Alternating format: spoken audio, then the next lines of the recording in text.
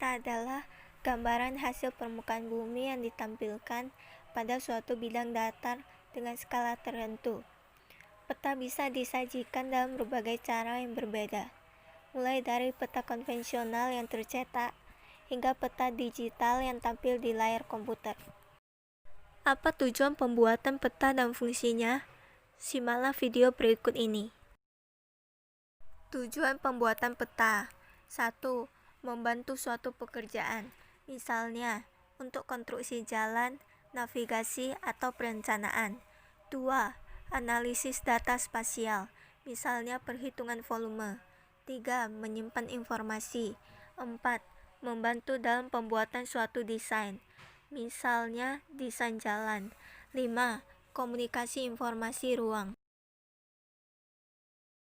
Peta mempunyai beberapa fungsi di berbagai bidang, antara lain untuk 1. Menunjukkan posisi atau lokasi relatif, atau letak suatu tempat dalam hubungannya dengan tempat lain di permukaan bumi.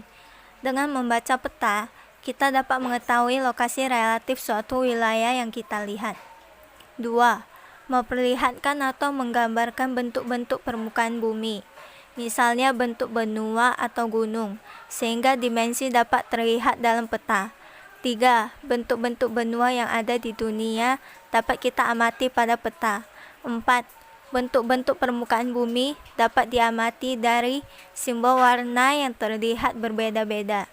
5. Menyajikan data tentang potensi suatu daerah, misalnya peta potensi rawan banjir, peta potensi kekeringan, peta potensi air, peta potensi ikan.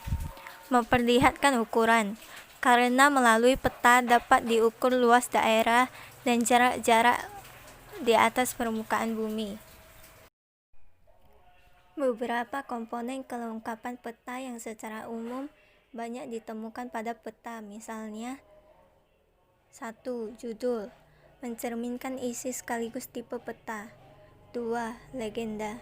Legenda adalah keterangan dari simbol-simbol yang merupakan kunci untuk memahami peta.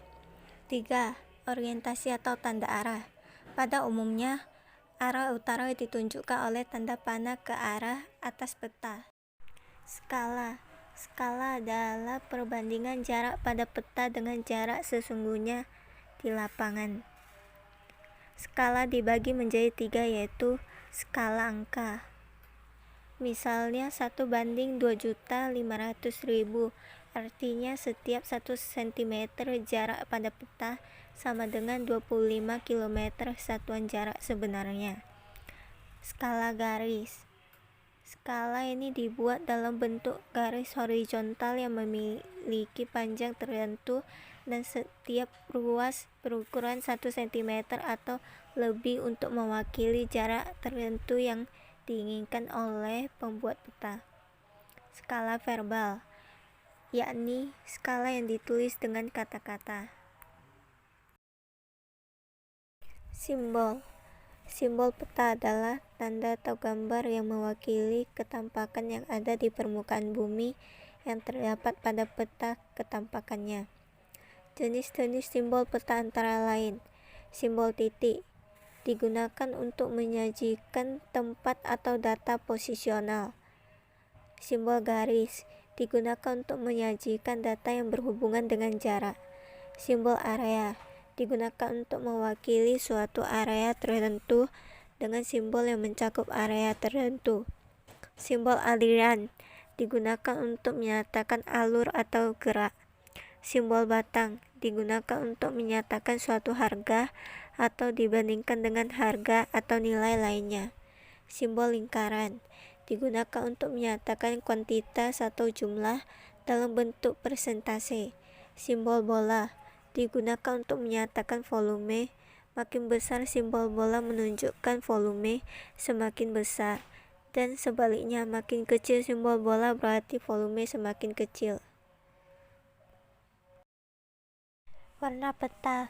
Warna peta digunakan untuk membedakan ketampakan atau objek di permukaan bumi, memberi kualitas atau kuantitas simbol di peta, dan untuk keperluan estetika peta. Warna simbol dalam peta terdiri dari 8 warna, yaitu Warna hijau.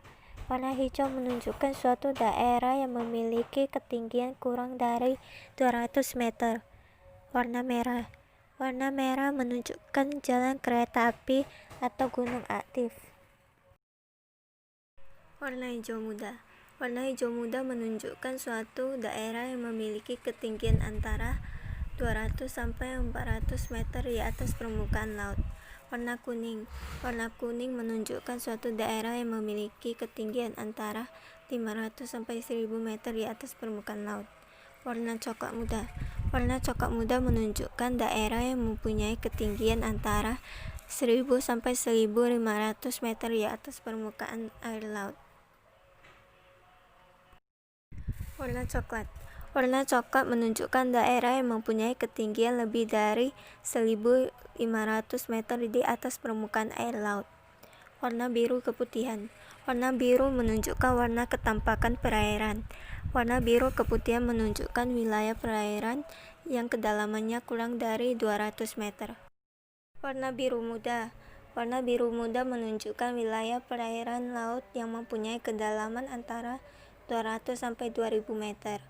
Warna biru tua. Warna biru tua menunjukkan wilayah perairan laut dengan kedalaman lebih dari 2000 meter.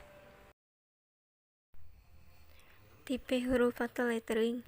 Lettering berfungsi untuk mempertebal arti dari simbol-simbol yang ada. Macam penggunaan lettering. Objek hidrografi ditulis dengan huruf tegak. Contoh Surakarta. Objek hidrografi ditulis dengan huruf miring. Contoh Laut Jawa. Garis astronomis. Garis astronomis terdiri atas garis lintang dan garis bujur yang digunakan untuk menunjukkan letak suatu tempat atau wilayah yang dibentuk secara berlawanan arah satu sama lain sehingga membentuk vektor yang menunjukkan letak astronomis. Inset. Inset adalah peta kecil yang disisipkan di peta utama. Macam-macam inset antara lain. Inset penunjuk lokasi. Berfungsi menunjukkan letak daerah yang belum dikenali. Inset penjelas. Berfungsi untuk memperbesar daerah yang dianggap penting. Inset penyambung. Berfungsi untuk menyambung daerah yang terpotong di peta utama. Garis tepi peta. Garis tepi peta merupakan garis untuk membatasi ruang peta dan untuk meletakkan garis astronomis secara beraturan dan benar pada peta. Garis lintang dan garis bujur. Garis lintang adalah garis yang melintang dari arah barat sampai timur atau dari timur sampai barat. Garis bujur adalah garis yang membujur dari arah utara sampai selatan atau selatan sampai utara. SI atau Sistem Informasi Geografis adalah sistem informasi khusus yang mengelola data yang memiliki informasi spasial atau bereferensi ke ruangan, atau dalam arti yang lebih sempit adalah sistem komputer yang memiliki kemampuan untuk membangun, menyimpan, mengelola, dan menampilkan informasi bereferensi geografis. Misalnya data yang diidentifikasi menurut lokasinya dalam sebuah database. Komponen SI. 1. Perangkat keras atau hardware. 2. Perangkat lunak atau software. 3. Data. 4. Manusia. 5. Metode. 6. Manajemen tata guna lahan. 7. Inventarisasi SDA. 8. Untuk pengawasan daerah bencana alam. Manfaat SI. 1. Menjelaskan tentang lokasi atau letak. 2. Menjelaskan kondisi ruang, kondisi fisik atau kondisi sosial. 3. Menjelaskan suatu kecenderungan, pergerakan suatu fenomena menurut ruang dan waktu, menjelaskan sesuatu yang mungkin akan terjadi di masa mendatang. 4.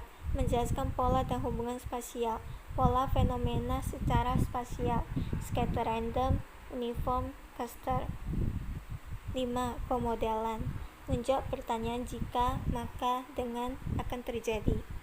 Mengaitkan berbagai informasi tentang letak, kondisi lokasi, pola, hubungan, dan kecenderungan.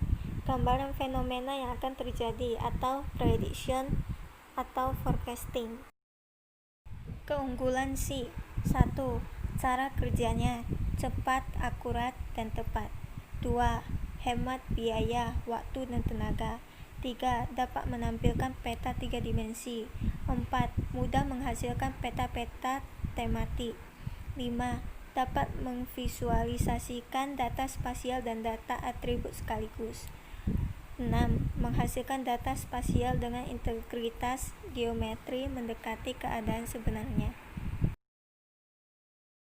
Penginderaan jauh didefinisikan sebagai ilmu dalam mengumpulkan informasi suatu objek tanpa menyentuh atau berkontak fisik langsung dengan objek tersebut.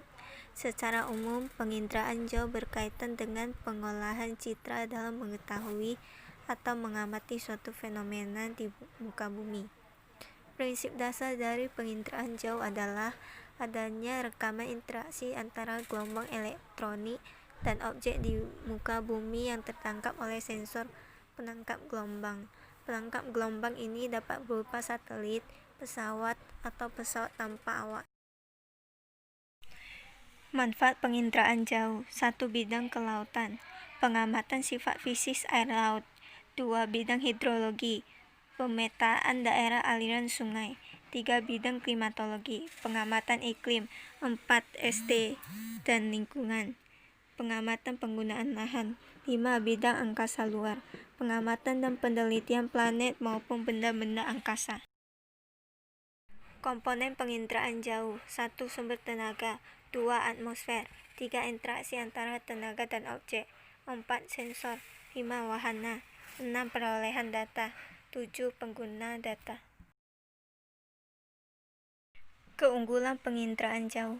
1. Menghemat waktu, tenaga, dan biaya. 2. Mengetahui STA di suatu tempat. 3. Mengetahui gejala cuaca dan iklim. 4. Membuat perencanaan dan pembangunan wilayah. Kelemahan penginderaan jauh. 1. Orang yang menggunakan harus memiliki keahlian khusus. 2. Peralatan yang digunakan mahal. 3. Sulit untuk memperoleh citra foto atau citra non-foto.